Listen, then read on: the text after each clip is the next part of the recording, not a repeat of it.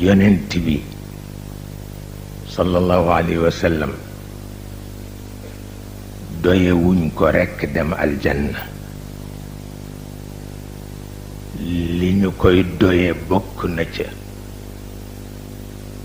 ci àdduna ci barkeem ak ci leeram ak waxam nu dem ci ba xam fu nuy teg sunu tànk.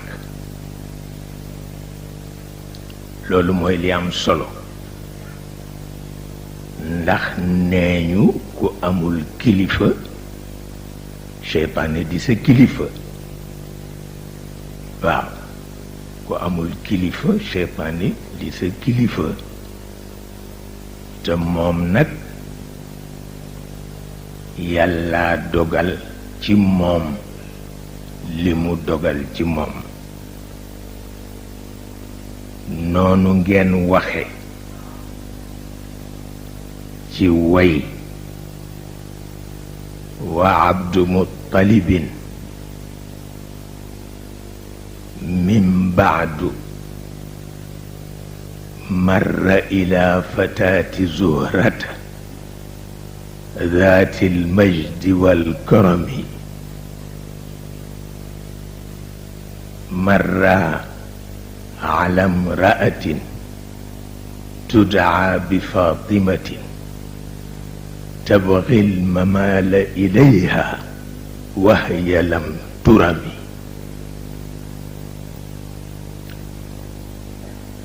dafa mel ni Abdul Muttalib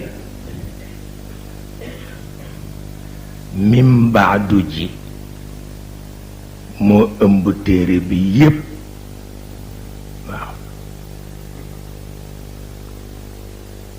min baadu moo ëmb téere bi yépp. Abdul Muttalib maam la ci yonent bi, moo jur Abdallahi mu jur yonent bi. wante yàlla péncam du ñàkk ñett. benn muy lu ne xay ni cëpp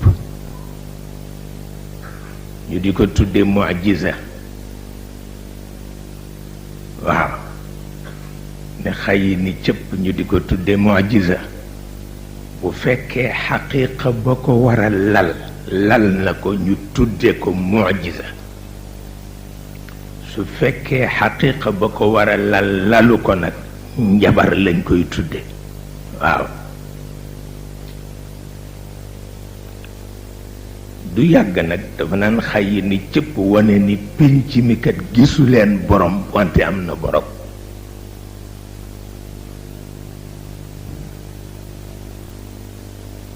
pénc mi gisu leen borom wante am na borom.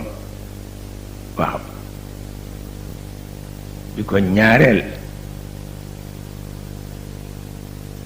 mooy li ñuy tudde al xikma, al mu'jizatu wal xikma.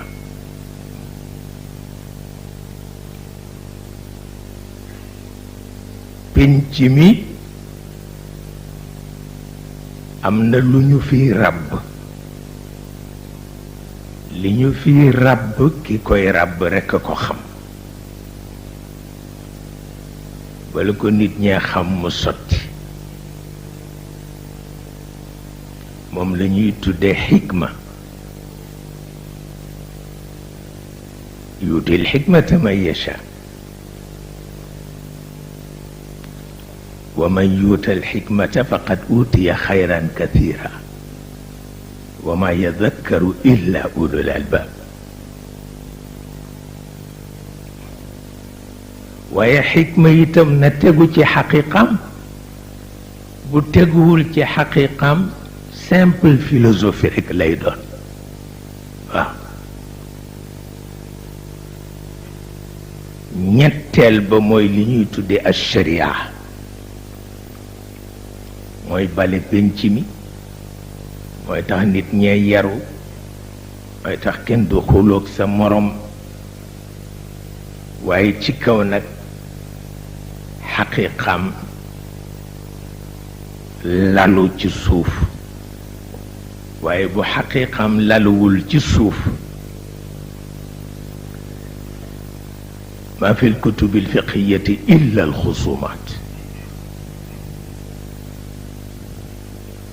werante rek lay indi waaw